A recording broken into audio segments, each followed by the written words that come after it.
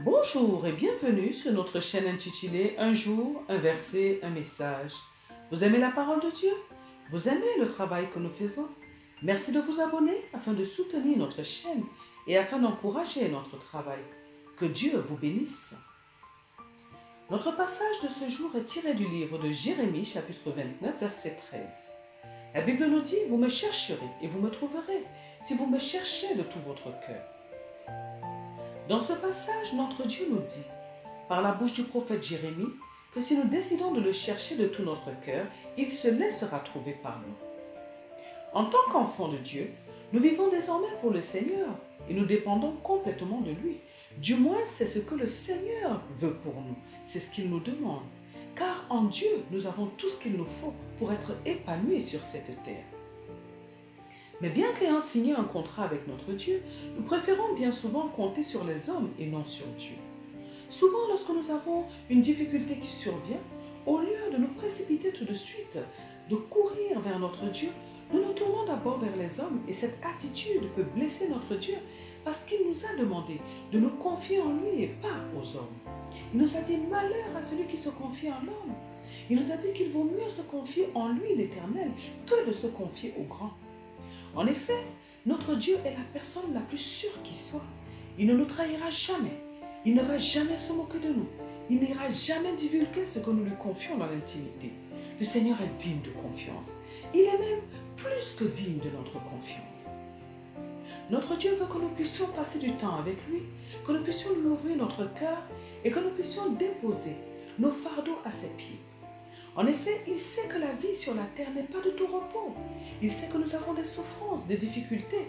Et il ne veut pas que nous soyons malheureux, mais plutôt que nous allions lui en parler pour nous décharger sur lui et afin qu'il nous donne la paix que lui seul peut nous donner. Cette paix et cette joie surnaturelle qui vient uniquement de lui, notre Père. Notre Dieu est tellement merveilleux, tellement fidèle, tellement aimant que nous pouvons vraiment lui faire confiance. Le moyen par lequel nous pouvons communiquer avec notre Dieu, c'est à travers la prière. En entrant dans notre lieu secret, dans une chambre où nous avons le calme et où nous pouvons lui parler sans être dérangés. Ou bien en entrant en nous-mêmes, dans nos cœurs, dans notre cœur qui est aussi un lieu secret. Et seul Dieu pourra à ce moment-là entendre les pensées de nos cœurs. Oui, nous devons aller dans la présence de Dieu afin de nous confier en lui. Sinon, nous ne pouvons pas tenir dans ce monde de méchanceté. Nous devons reconnaître que nous n'avons pas toujours envie d'aller rencontrer le Seigneur dans le lieu secret. Souvent, la prière est comme une corvée qu'on nous demande de faire, comme un devoir que nous devons faire régulièrement, alors que la prière est un élément essentiel de notre vie d'enfant de Dieu. Mais est-ce que ce n'est pas parce qu'on fait ou qu'on a fait de la prière une sorte de rituel que nous devons répéter tout le temps, que cela nous fatigue? La vie chrétienne est une vie que nous avons avec notre Seigneur. C'est une relation que nous devons développer avec notre Dieu, comme avec notre conjoint qui nous est très cher, comme avec d'autres personnes, nos amis qui nous sont chers, avec lesquels nous devons rester en contact tout le temps, avec lesquels nous devons avoir nos moments d'intimité, nos moments de partage. C'est une relation qui doit évoluer et nous ne devons pas en réalité avoir des moments précis où nous allons aller vers Dieu. Lorsque nous sommes quelque part avec notre conjoint, nous lui parlons tout le temps. Nous ne disons pas que nous devons attendre d'arriver à la maison pour lui dire quelque chose que nous avons envie de lui dire, sauf s'il y a du monde et que c'est quelque chose de secret. En réalité, nous parlons à ceux que nous aimons tout le temps. Vous me direz que nous voyons notre conjoint, que nous voyons ceux que nous aimons, oui. Mais si nous avons choisi de croire en Dieu, cela veut dire que nous le voyons tout le temps avec notre esprit. Cela veut dire qu'il est tout le temps présent pour nous à travers notre foi. Quand nous aimons Dieu, nous pensons tout le temps à lui comme aux personnes que nous aimons et plus fortement encore. Simplement, étant donné qu'il est invisible à l'œil nu, nous ne pensons pas que nous pouvons lui parler comme aux personnes que nous voyons. Parce que les gens vont dire que nous sommes fous, que nous parlons tout seuls. Mais n'est-ce pas que la foi est une folie? Oui, la foi est une folie. La foi est une folie puisque nous croyons en une personne que nous n'avons jamais vue. Nous sommes convaincus que Dieu existe et nous lui parlons dans l'intimité sans le voir. Alors, si nous lui parlons tout le temps, comme aux hommes que nous voyons, qu'est-ce que ça change? Qu'est-ce qu'il y a de mal? En réalité, nous avons besoin de parler à Dieu tout le temps. Nous avons besoin de penser à Dieu tout le temps. Nous avons besoin que ses regards soient sur nous en permanence. Parce que sans Dieu, nous ne sommes rien. Nous voyons parfois lorsqu'un homme ou une femme aime une personne du sexe opposé et qu'elle lui dit qu'elle ne veut pas vivre sans elle, nous voyons de quelle manière cette personne se comporte. La personne aimée doit toujours être là près d'elle. On devient possessif vis-à-vis d'elle. On est tout le temps en train de lui parler, en train de la chercher. Pourquoi est-ce que nous n'avons pas ce comportement envers notre Dieu? C'est tout simplement parce que nous avons pris certaines habitudes. Un homme est ce qu'il a l'habitude de faire. Plus nous pratiquons une chose pendant longtemps, et plus elle devient une habitude, un style de vie. Et étant donné que nous n'avons pas pris l'habitude de parler à Dieu tout le temps, comme à une personne que nous voyons régulièrement, nous ne pouvons pas lui parler de cette manière. Nous avons pris l'habitude de lui parler sous la forme de rituels que nous devons exécuter, et c'est ce que nous continuons de faire. Mais voyons nous-mêmes, nous allons remarquer que Dieu est tout le temps avec nous. Il est même avec nous plus que toute autre personne. Il est omniprésent et il est partout. Mais si nous ne sommes pas tout le temps conscients de cela, et si nous ne lui faisons pas voir que nous en sommes conscients, nous aurons toujours le sentiment qu'il est loin de nous et que nous devons faire toute une gymnastique parfois pour entrer dans sa présence. Dieu est là tout le temps avec nous et il veut que nous puissions nous en rendre compte. Il veut lui aussi que nous puissions lui parler tout le temps comme nous le faisons avec ceux que nous voyons. N'est-ce pas que nous lui disons qu'il a la première place dans nos cœurs, dans nos vies? Alors montrons-le lui dans nos actes et dans nos paroles. Certes, si les gens nous voient parler avec Dieu comme ça, tout le temps, sans qu'ils ne voient personne avec nous, ils vont nous traiter de fous. Mais est-il plus important de plaire à Dieu ou est-il plus important de plaire aux hommes? Nous sommes actuellement dans les derniers temps.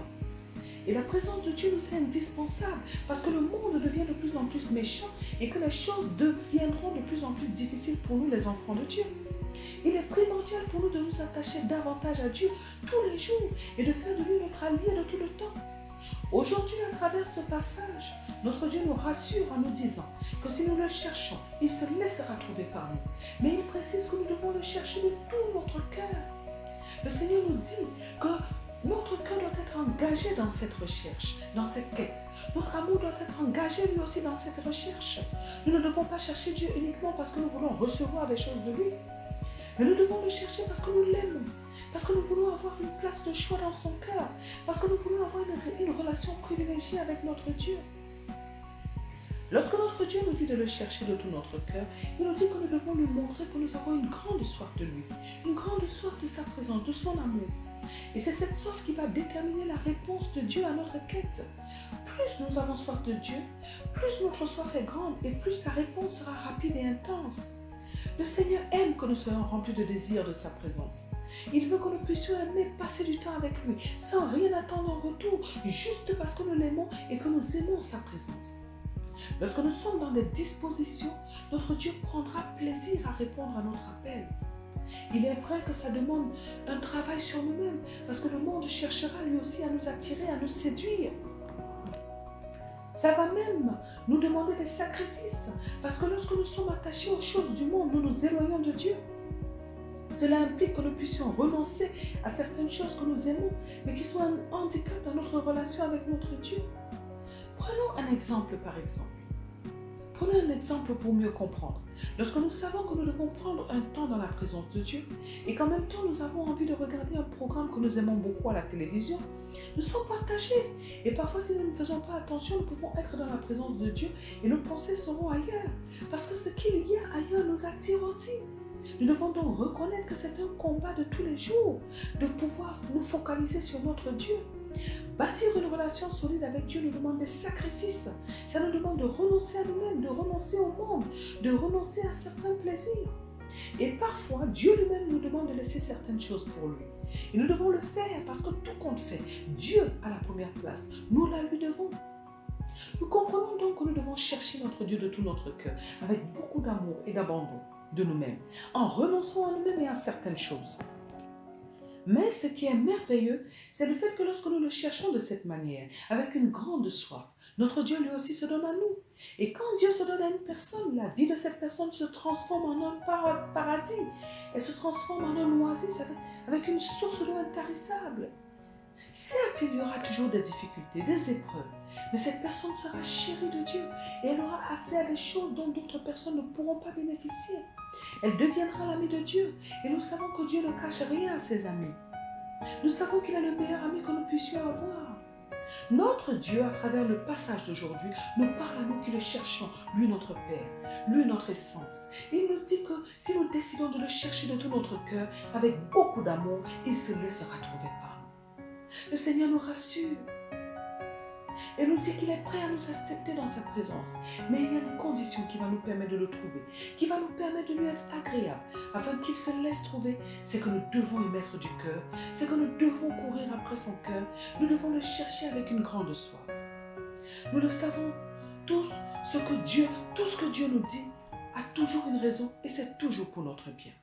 Alors faisons tous nos efforts pour chercher Dieu de la bonne manière. Travaillons tous les jours pour bâtir une relation solide avec notre Dieu, sans nous soucier de ce que les hommes vont dire, mais en nous préoccupant plus de ce que Dieu pense de notre manière de faire. Ce n'est que de cette manière que nous serons agréables à Dieu et que nous pourrons devenir des personnes particulières pour le Seigneur. Prions aujourd'hui afin que Dieu nous donne la capacité de bâtir une relation solide avec lui au quotidien pour notre épanouissement. Prions afin que Dieu nous donne la capacité de développer une grande soif de sa présence, en prenant conscience de l'importance qu'il a pour nous, de l'importance qu'il a dans nos vies. Prions afin que Dieu nous donne la capacité de lui donner tout notre cœur, qu'il nous donne la capacité de l'aimer plus que tout et de lui montrer tous les jours à travers nos actes et nos paroles, de le lui montrer tous les jours à travers nos actes et nos paroles au nom puissant de notre Seigneur Jésus-Christ. Amen. Que Dieu bénisse votre journée, que Dieu vous bénisse éternellement et à très bientôt sur notre chaîne. Un jour, un verset, un message.